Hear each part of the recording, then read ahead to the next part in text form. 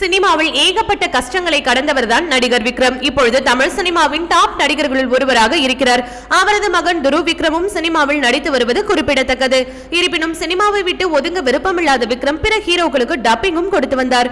இந்த நிலையில் சூழல் இப்படி இருக்க பாலாவின் முதல் படமான சேதுவில் நடித்தார் விக்ரம்.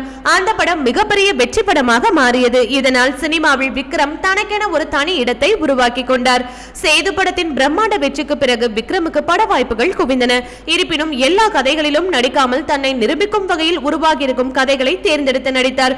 ஒரு பக்கம் காசி, பிதாமகன் என நடிப்புக்கு தீனி போடும் படங்களிலும், மறுபக்கம் ஜெமினி, தூள், தில் என கமர்ஷியலுக்கு தீனி போடும் படங்களிலும் நடித்த இரட்டை குதிரையில் லாபகமாக பயணித்தார். இதனால் கரியரின் உச்சத்திற்கு சென்று இப்பொழுது மிகச்சிறந்த நடிகர்களில் ஒருவராக உள்ளார்.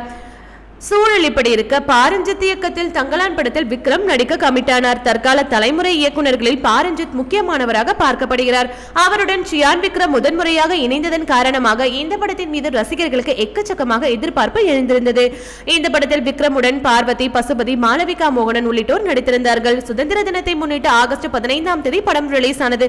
படத்தை பார்த்த ரசிகர்களில் பெரும்பாலானோர் தங்களது பாசிட்டிவ் விமர்சனங்களை கொடுத்தனர். அதே சமயம் ரசிகர்களில் ஒரு தரப்பினரோ படம் கொஞ்சம் புரியவில்லை, இன்னும் பாரஞ்சித் படத்தை கொண்டு சென்றிருக்கலாம் என்றும் கூறினர்.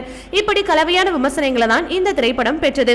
படம் வெளியான முதல் 3 நாட்களிலே உலகளவில் 53.64 கோடி ரூபாயை வசூலித்தது. இந்த நிலையில் 4வது நாளான நேற்று படம் செய்த வசூல் குறித்து தகவல் ஒன்று வெளியாகியுள்ளது. அதன்படி நேற்று தங்கலான் திரைப்படம் 5.60 கோடி ரூபாய் வசூல் செய்திருப்பதாக பாக்ஸ் ஆபீஸில் வட்டாரங்கள் தெரிவிக்கின்றன. எனவே 4 நாட்களில் கிட்டத்தட்ட 60 கோடி ரூபாய் வரை தங்கலான் வசூலித்திருப்பதாகவும் கோடம்பாக்கத்தில் பேச்சுகள் எழுந்திருக்கின்றன. மொத்தத்தில் இந்த படம் நன்றாக போய்கொண்டிருப்பதால் சியான் விக்ரம் மகிழ்ச்சியாக இருக்காராம். ஓகே வியூவர்ஸ், இது போல சினிமா செய்திகளை நீங்கள் பார்க்க மறக்காம சினி டைம்ஸ் சேனலை சப்ஸ்கிரைப் பண்ணுங்க.